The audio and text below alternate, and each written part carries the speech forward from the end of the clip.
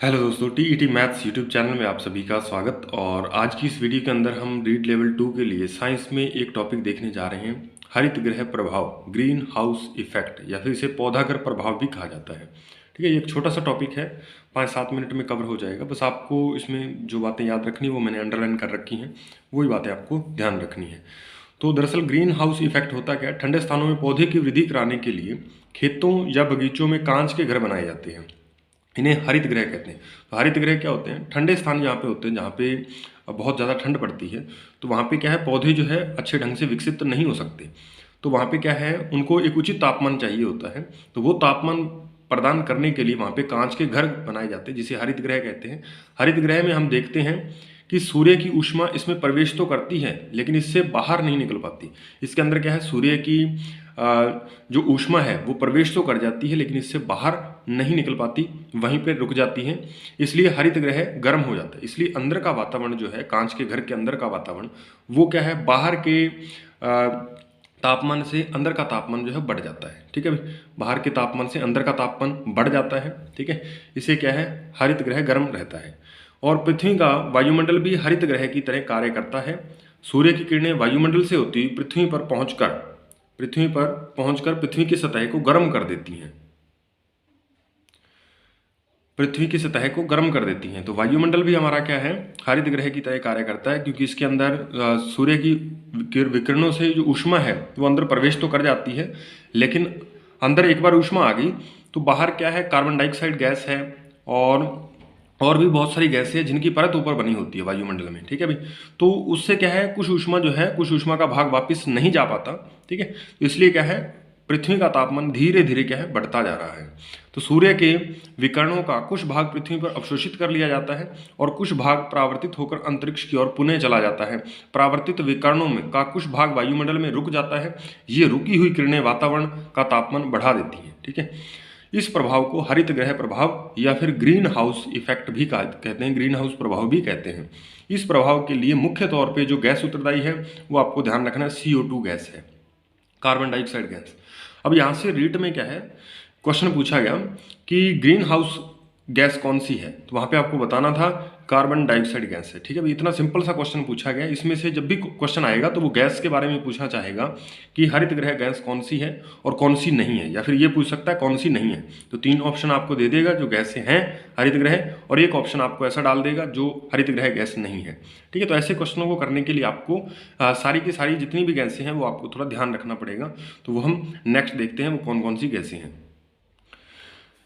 यदि आपसे मुख्य तौर पे पूछा जाता है कि CO2 मुख्य तौर पे ग्रीन हाउस के लिए उत्तरदायी गैस कौन सी है, तो आपको बताना है कार्बन डाइऑक्साइड, CO2 गैस है।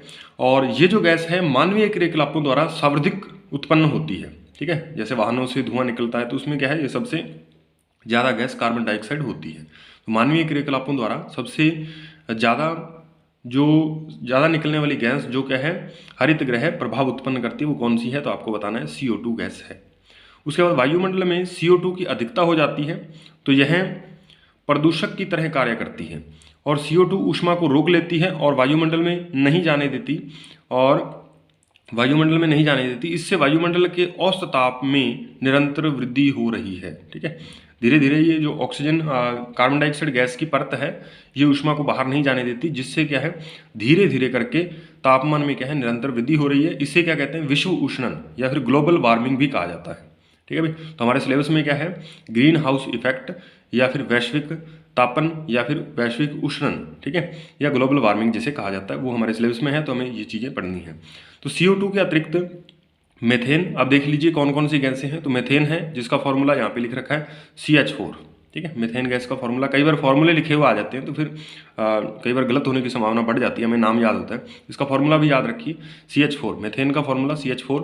नाइट्रस ऑक्साइड यानी नाइट्रोजन के ऑक्साइड N2O है, तथा जलवाष्प जो है आप जानते हो, जलवाष्प का फॉर्मूला H2O ही होता है, को हरित गृह गैसें कहते हैं। ठीक है, ये सारी की सारी गैसें कौन सी हैं, हरित गृह गैसें हैं। यहाँ पे मेथेन लिखा हुआ है, नाइट्रस ऑक्साइड लिखा हुआ है। यहाँ पे आप कुछ गैसें और भी ध्यान रखोगे, ओजोन गैस भी है, ओजोन गैस O3, और क्लोरोफ्लोरोकार्बन, ये भी क्या है, हरित गृह गैसें हैं। ठीक है। इसके अलावा SO2, SO3 ये गैसें भी क्या है, कुछ ना कुछ प्रभाव उत्पन्न करती हैं, हरित गृह प्रभाव कुछ ना कुछ उत्पन्न करने में हेल्प करती हैं, ठीक है भाई। तो वो गैसें भी आपको थोड़ा सा दिमाग में होनी चाहिए, SO2 और SO3, ठीक है, यानी सल्फर के ऑक्साइड हो गए, नाइट्रोजन के ऑक्साइड हो गए, ये सारे के सारे क्या है, थोड़ी बहुत भूमिका निभाते हैं। लेकिन यदि सबसे मुख्य घटक पूछा जाए तो आपको बताना है CO2 है, ठीक है भाई। सबसे मुख्य घटक या फिर सबसे मुख्य गैस कौन सी है, तो CO2 गैस है, ये बात आपको थोड़ी ध्यान रखनी है। अब हम विश्व उष्णन जो है उसको थोड़ा सा पढ़ लेते हैं। विश्व उष्णन है क्या? CO2 जो है ऊष्मा को रोक करके रखती है, जिसके कारण पृथ्वी का तापमान धीरे धीरे बढ़ रहा है, उसी को हम क्या कहते हैं, ग्लोबल वार्मिंग कहते हैं। इसके बारे में ये क्या है, गंभीर समस्या हमारे लिए, इसकी थोड़ा सा और इसके बारे में पढ़ लेते हैं। चलिए विश्व उष्णन के बारे में पढ़ते हैं। विश्व उष्णन क्या है, एक गंभीर संकट है।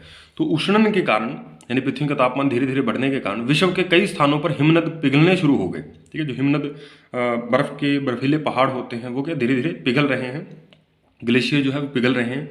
विश्व उष्णन के कारण समुद्र तल में एक आश्चर्यजनक वृद्धि हो रही है। ग्लेशियर पिघलने के कारण समुद्र तल में एक आश्चर्यजनक वृद्धि हो रही है, समुद्र तल बढ़ता जा रहा है और कई स्थानों पर तटीय प्रदेश जलमग्न है, ठीक है। ग्लेशियर पिघलने के कारण कई तटीय प्रदेश जो हैं वो जलमग्न भी हो चुके हैं। और विश्व उष्णन के विस्तृत प्रभाव वर्षा प्रतिरूप, कृषि, वन, पौधे तथा जंतुओं पर हो सकते हैं और हरित गृह गैसों को वर्तमान स्तर पर रखने के लिए हमारे पास सीमित समय है, ठीक है। यानी हमें ये सब कंट्रोल करना पड़ेगा, ये जो हरित गृह गैसें होती हैं हमको इन्हें कंट्रोल करना पड़ेगा, नहीं तो पृथ्वी का तापमान धीरे धीरे बहुत ज़्यादा बढ़ जाएगा, हमारा चलना फिरना क्या है, मुश्किल हो जाएगा, ठीक है भाई। अन्यथा इस शताब्दी के अंत तक 2 डिग्री सेल्सियस तक ताप में वृद्धि हो सकती है, ठीक है। औसत ताप में 2 डिग्री सेल्सियस तक वृद्धि हो सकती है, ठीक है, यदि हमने इसको नहीं रोका, जो कि संकटकारी स्तर है। बहुत से देशों ने हरित गृह गैसों के लिए उत्सर्जन में कमी करने के लिए एक अनुबंध किया है, ठीक है। बहुत सारे क्या है देश जो हैं हरित गृह गैसों को कम करने के लिए प्रयासरत भी हैं। तो हमें भी क्या प्रयास करना चाहिए, अपने लेवल पे क्या है इन गैसों को कम करना, इनका उत्सर्जन कम से कम हो, हमें ऐसा करने की सोचनी चाहिए, ठीक है, ऐसा करना भी चाहिए। तो हम क्या है इस विश्व उष्णन की घटना से कुछ समय तक बच पाएंगे, ठीक है भाई। तो उम्मीद है कि ये आज का टॉपिक, छोटा सा टॉपिक आपको समझ में आया होगा। बस इसमें आपको मुख्य तौर पे बस गैसों का बारे में आपको याद रखना कौन कौन सी गैसें हैं, ठीक है। क्वेश्चन वहीं से बनेगा और उसमें क्वेश्चन बनने के या फिर ऐसे पूछ सकता है हिमनद पिघलने का क्या कारण है, तो विश्व उष्णन इसका कारण है या ग्लोबल वार्मिंग के कारण हिमनद जो है पिघल रहे हैं, ठीक है। थोड़ा बहुत ये तो आप आइडिया से कर ही लोगे इससे गैस, ठीक है, इसमें कोई बहुत बड़ी बात नहीं है। लेकिन जो गैसें हैं वो आपको एग्जैक्ट याद रखनी पड़ेंगी। 4-5 गैसें जो बुक में दे रखी हैं वो आपको अच्छे से याद होनी चाहिए, ठीक है भाई। तो उम्मीद है ये आज का वीडियो आपके लिए बेनिफिशियल रहेगा। और यदि आप हमारे YouTube चैनल पे नए हैं तो आपको बता दें रीट लेवल 2 के लिए मैथ, साइकोलॉजी और साइंस के वीडियोस इस YouTube चैनल पे अपलोड किए जाते हैं, ठीक है। और यदि आप इनमें से किसी भी एक सब्जेक्ट की तैयारी कर रहे हैं तो हमारे इस YouTube चैनल के साथ जुड़िए, इसे सब्सक्राइब करिए, साथ में बेल आइकन को प्रेस कर ऑल पे सेट कीजिए ताकि हमारे जो नए आने वाले वीडियोज़ हैं उसका नोटिफिकेशन आप तक सबसे पहले पहुँच पाए। तो अभी हम क्या है रीट 2022 पात्रता परीक्षा के बाद जो 3rd ग्रेड का मेन एग्जाम होगा जिसमें नेगेटिव मार्किंग 1/3 रखी गई है, तो उसके सिलेबस के बारे में हम चर्चा करने वाले हैं और साथ के साथ थोड़ा बहुत ये भी बताएंगे कौन कौन सी बुक्स पढ़ी जाए, ठीक है। जीके का पोर्शन तैयार करने के लिए कौन सी बुक पढ़नी चाहिए, सब्जेक्ट का मैटर हम कैसे तैयार करें, तो वो सारी चीज़ें थोड़ा बहुत उसके बारे में हम डिस्कशन करेंगे। तो अभी वो वीडियो जो है हम शूट कर चुके हैं, बस उसमें थोड़ी एडिटिंग रहती है, ठीक है, और वो एडिटिंग होने के बाद आपको दे दी जाएगी यानी अपलोड कर दी जाएगी। तो उम्मीद है कि वो आपके लिए बेहद बेनिफिशियल रहेगी। इसके लिए भी आप हमारे YouTube चैनल को सब्सक्राइब कीजिए और मिलते हैं नेक्स्ट वीडियो में, तब तक के लिए धन्यवाद।